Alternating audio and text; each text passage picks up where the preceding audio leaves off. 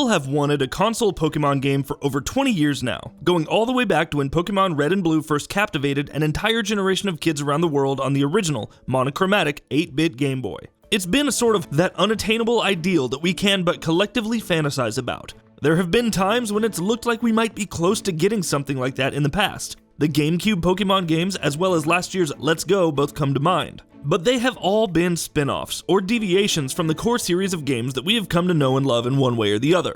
Pokemon Sword and Shield are then the very first time that ideal is made tangible. This right here is the full-fat Pokemon experience on a home console, on the big screen, that people have been wanting for 20 years. And in spite of all the controversy and fan furor that Pokemon Sword and Shield were mired in ahead of release, they more or less managed to deliver on just that. Make no mistake, they are extremely flawed games, and in some ways they feel disappointingly conservative. When this move to console could have been accompanied by a radical rethinking of the series' now 24-year-old formula, but they are Pokemon games through and through, and now on your big screen. That fantasy has finally been realized.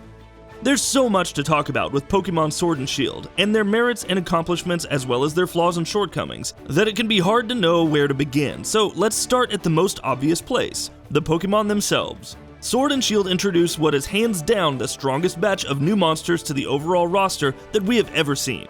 If that praise sounds familiar to you, we did declare the very same for X and Y and Sun and Moon after all, then that's more to the series' credit, as after a few generations of some questionable designs, Game Freak has really stepped their game up when it comes to the monsters themselves. The actual visual design of the new Pokemon is absolutely fantastic, and even absurd propositions like a teacup Pokemon or an apple Pokemon are made memorable thanks to the sheer overwhelming charm that these games are dripping of, and made even more unforgettable thanks to some extremely interesting mechanical design quirks given to them as well, with the Pika clone Morpeko's two-faced ability being a particular standout. And yes, the charm and the cuteness. Let's talk about that, because I find it unbelievable that Game Freak is able to constantly top itself and up the ante on this front year in and year out. I honestly thought that last year's Pokemon Let's Go games, which focused on embellishing Pikachu and Eevee constantly, had reached the maximum amount of personality and cuteness and charm that Pokemon games could achieve. And I was wrong, because Sword and Shield somehow tops those games.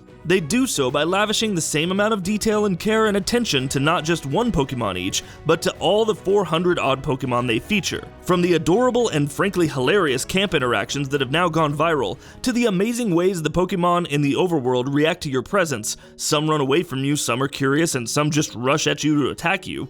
These creatures have never once before felt more alive, more real, or more tangible. You can almost imagine them existing as real creatures. Which neatly leads us to the next big thing. Following on from Let's Go, Sword and Shield eschew random encounters entirely, with Pokemon now showing up in the overworld screen. But unlike in Let's Go, where they just sorta hang around, or repeated the canned animation on loop, the Pokemon here are, as mentioned already, reactive to your presence, which adds a thrill to each encounter, in the overworld or otherwise. That overworld also represents the single most daring step the series has taken in a very long time. Though in the interests of full disclosure, it is only a half step. I'm talking, of course, about the Wild Area. The Wild Area is an open-world hub that connects the early areas of the game together, and it is absolutely massive. More than that, however, it is completely open to the player from the get-go. You can go anywhere that you see, and you can encounter Pokemon that are far above your level.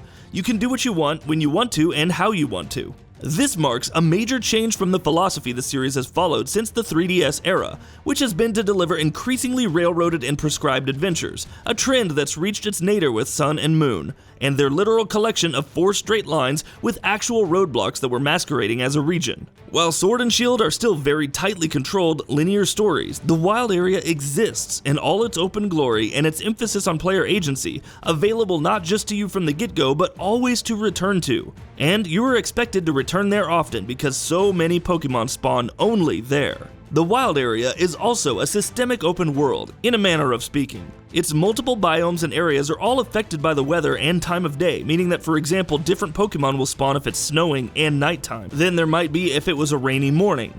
This adds a level of dynamism and unpredictability that makes you want to keep returning.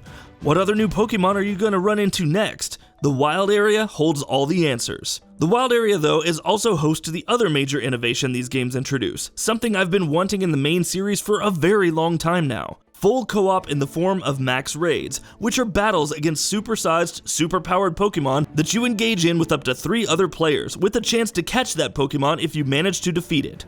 I cannot stress how amazing an addition max raids are, but those max raids are absolutely worth it, and I really hope that they are here to stay. They are such an obvious addition to the series' core formula and add so much longevity to it that it would be truly perplexing if they were removed from the future games in the series. Max raids aside though, the wild area also acts as a culmination of other long-held Pokemon dreams. For instance, that of a Pokemon MMO, because now you can see other players playing the game on screen in your instance of the game running around, and you can go up to them and talk to them, and they may even give you rare items or treasure. For as much praise as I have for the wild area, it's important to note that this is only a first step, a transition.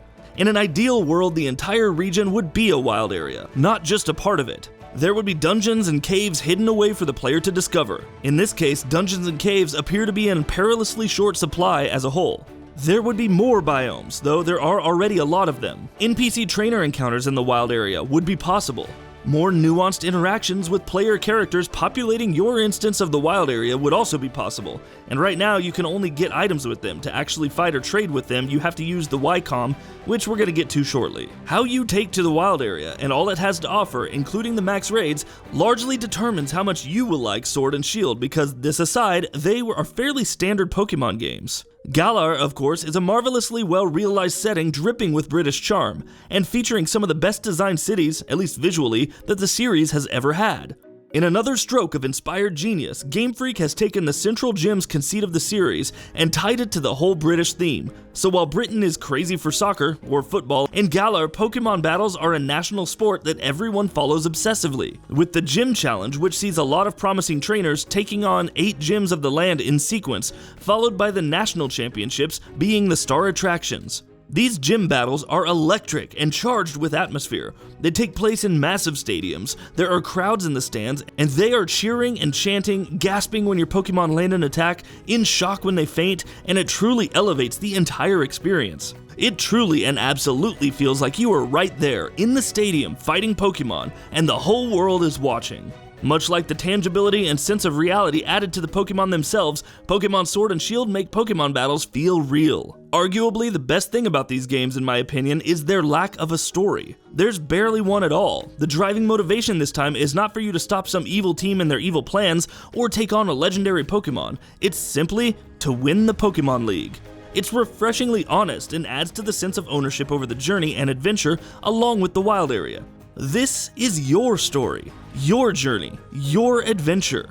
You decide where to go, when to go there, and it's about charting your rise to the top of the Pokemon League. Ultimately, there does turn out to be a larger plot, but it's honestly extremely rushed, and while there are some strong themes that it touches on, it kind of botches the landing. This would be a far bigger knock against the game if it actually emphasized its story as much as, say, Pokemon Sun and Moon do. Thankfully, as I've mentioned, the story mostly stays out of the way, so ultimately this just turns out to be a rather unsubstantial failing. What is a bigger failing, though, for these games is their overall lack of polish, which is perhaps best exemplified by the graphics. Don't get me wrong, the art style is absolutely charming, which takes the game a long way, and in handheld mode they look fine. But the simple geometry, low resolution textures, and comically short draw distances make you wonder, why? Why exactly do these issues even exist?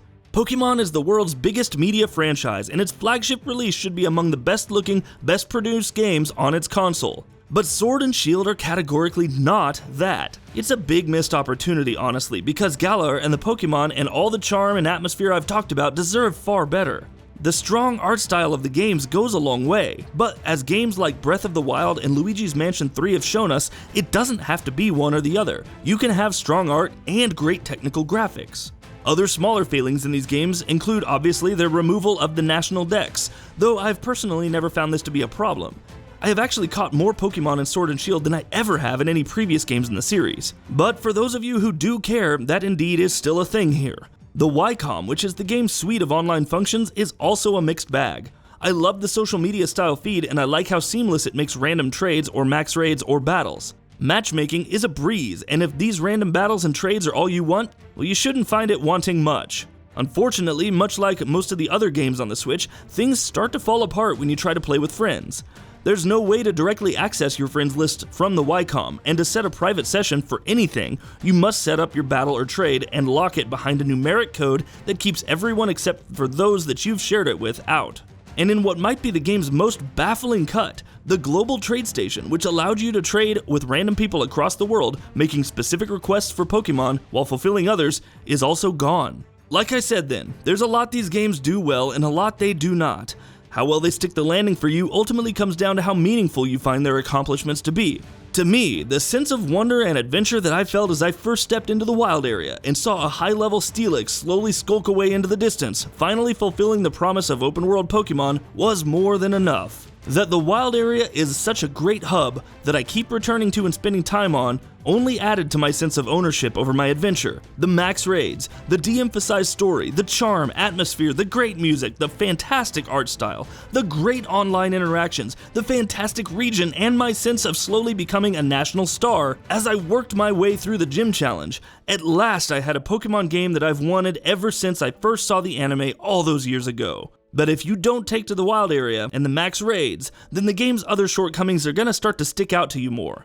The online features maybe now seem antiquated, rather than frustration that you have to work around, and the art seems infantile given how technically deficient the games are. And the smaller scale of the adventure and lack of story make you start to wonder what exactly the justification for all the cuts is, national decks or otherwise. That too, though, is a far takeaway from these games after all. But as far as I'm concerned, these games represent a return to form after disappointments of the last few years.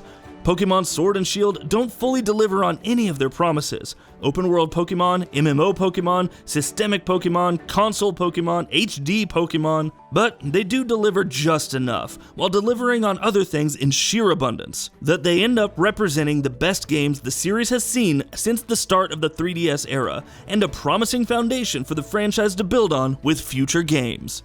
And that wraps it up. If you like what we're doing, please consider subscribing to our channel. We upload new videos daily. Also, don't forget to switch on the bell notification icon, that way you don't miss out on any of our videos.